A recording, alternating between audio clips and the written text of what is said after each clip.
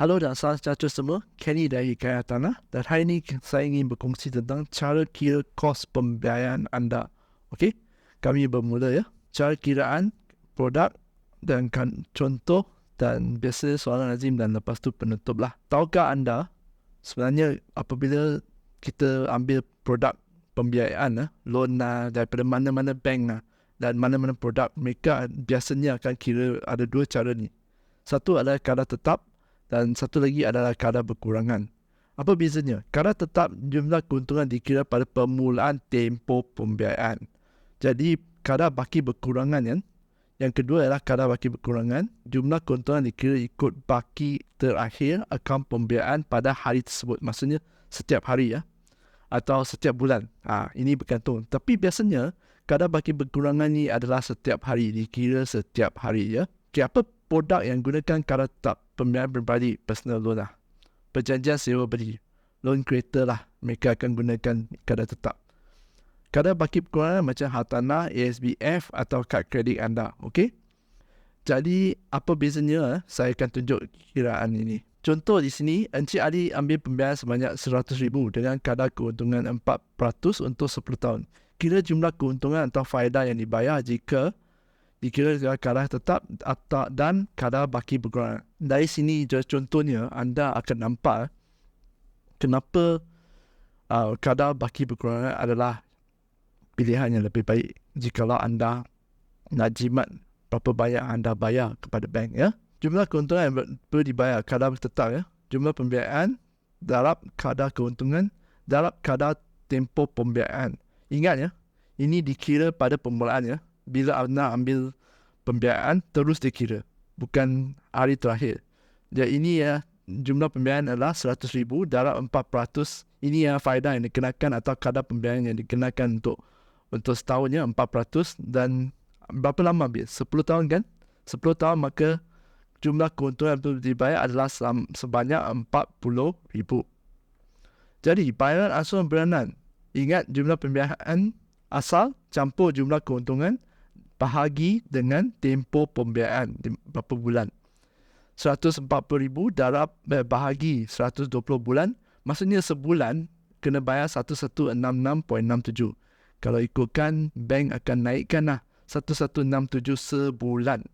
Yang ini adalah tetap ya. Maksudnya kadar keuntungan semua dah kira kat depan. Okey?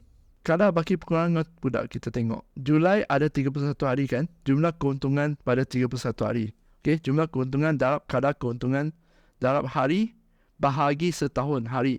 Setahun ni di sini ialah kira 365 hari ya. Biasa 365 hari lah. Kalau tahun lompat 366 kena kira 366. Okay. Macam tahun 2024 adalah tahun lompat kan. Semua bahagi 366. 100,000 darab 4% darab 31 hari ya. 31 hari. Ini jumlah pembiayaan darab kadar keuntungan 4% tahun, jumlah hari 31 hari bahagi 365 hari. Okey. Ni satu bulan RM339.73. Ini keuntungan saja.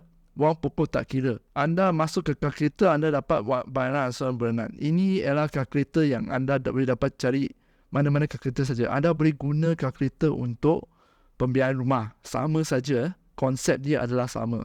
Tapi anda akan dapat, jadi kalau masukkan 100,000 di sini 4% dan 10 tahun, anda akan dapat satu bulan kena bayar 1,013 lah kalau naikkan ya. Maksudnya daripada 1,013 yang anda bayar di sini, 339 atau RM340 adalah bayaran kadar pembiayaan. Okey, bayaran keuntungan. Jumlah keuntungan sepanjang tempoh pembiayaan. Lagi sekali, anda masukkan 100,000 4% 10 tahun dan anda akan dapat tengok bahagian ni ya. Jumlah keuntungan yang anda bayar kepada bank ialah lebih kurang 22,000 lah. Senang kira 22,000 sepanjang 10 tahun tempoh pembiayaan. Jika anda tak lewat bayar ke, tak terlepas bayar ke, ini kira-kira semua 10 tahun ini yang anda akan bayar. Okey? Ini maksudnya. Tengok keuntungan jumlah keuntungan yang anda bayar. Tengok Flat rate reducing balance. Ini kadar tetap, ini kadar baki berkurangan.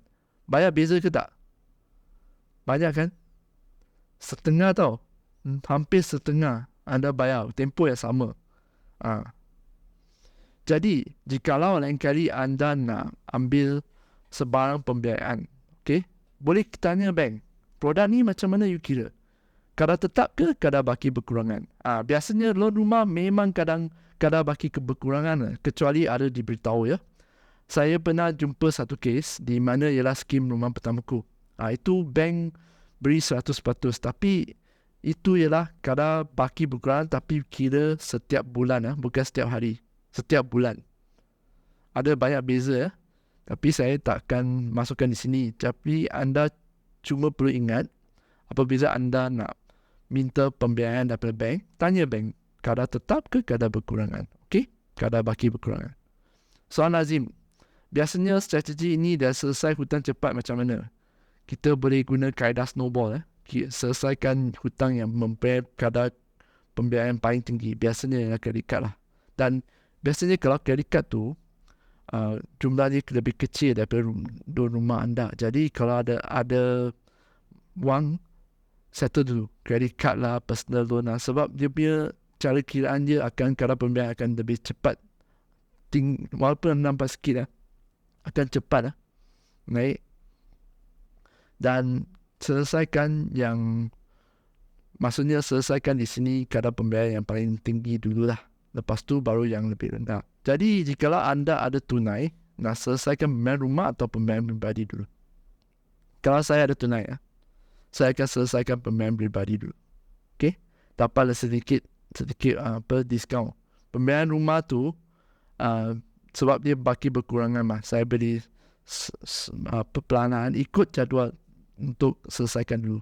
Kadar pembiayaan pribadi tu, walaupun dia betul dikira kadar tetap ke depan, jadi selesai awal atau selesai lewat pun tak ada beza kan. Tapi itu adalah kadar pembiayaan yang sangat tinggi untuk saya akan selesaikan kalau saya.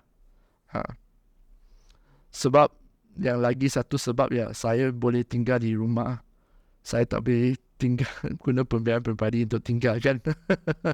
Rumah untuk tinggal Jadi saya akan selesaikan dulu kadar pembiayaan pribadi agar saya dapat tumpukan perhatian pada pembiayaan rumah. Biasanya pembiayaan pribadi ni bayaran asuransi bulanannya lebih kecil daripada rumah. Selesaikan yang kecil dulu. Yang ketiga, kenapa bukan semua produk guna kaedah kadar baki berkurangan? Kalau semua guna kaedah baki berkurangan, bank kurang untung lah. Bukan tak ada untung masih lebih kurang loh. Tapi dengar katalah ada berita bahawa bank negara akan alihkan cara ni. Dan apa yang penting ialah sewa beli, perjanjian sewa beli untuk beli kereta, dia akan gunakan kadar baki berkurangan, bukan kadar tetap. Okey? Setengah bank yang saya tahu memang dah mula guna kadar baki berkurangan ni untuk kira perjanjian sewa beli. Jadi ini adalah soalan lazim yang saya dapat lah. Ada apa-apa, ini adalah perkhidmatan kami. Anda beli pembelian semula atau refinance, setiap consolidation. Dan consolidation ni penyatuan hutang lah. Pembelian SME, kami buat bisnes juga. Link di bawah ya. Cek link di bawah. Ada soalan? Kalau ada soalan, boleh tanya di dalam ruang di bawah. Atau kalau soalan tu rasa lebih private sikit, nak PNC, anda boleh email kami. Saya tak boleh janji saya dapat jawab semua soalan, tapi saya akan cuba sedaya upaya lah. Soalan tak ada masalah, bahasa Melayu saja. Tak ada masalah. Channel pun dah bahasa Melayu dah. Dan kalau sila yang belum subscribe tu, akhirnya tolong subscribe pada channel lah. Kami banyak cerita tentang hartanah, kewangan dan bisnes di sini. Kewangan pribadi dan bisnes. Okey? Jadi itu saja untuk hari ini. Saya Kenny dari Hikayat Hartanah. Kita jumpa lagi di video akan datang. Bye-bye.